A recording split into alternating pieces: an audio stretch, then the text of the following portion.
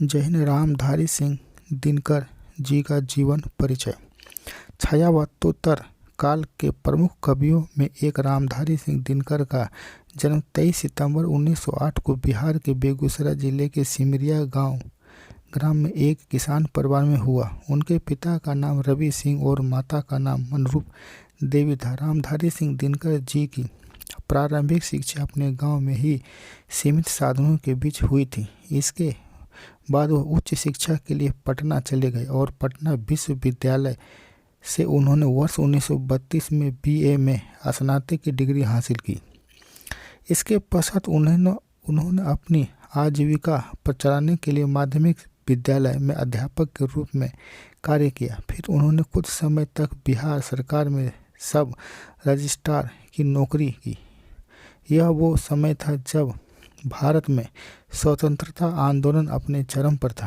रामधारी सिंह दिनकर जी अंग्रेजों के खिलाफ अपनी काव्य रचनाओं के माध्यम से जन भावनाओं में देश के प्रति नई चेतना को जगाने का कार्य कर रहे थे। उन्होंने अपनी हिंदी भाषा के साथ साथ संस्कृत, उर्दू, बांग्ला और अंग्रेजी का भी अच्छा ज्ञाता था।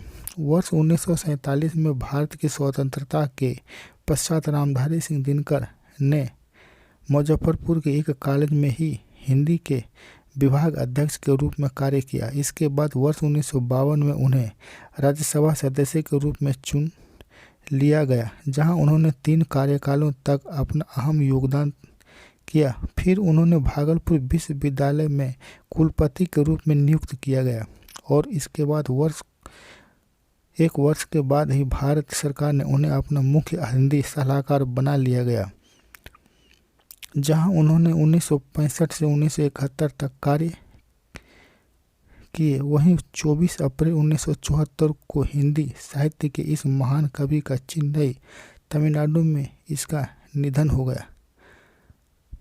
प्लीज़ चैनल को सब्सक्राइब कीजिए, लाइक कीजिए, शेयर कीजिए। जय हिंद।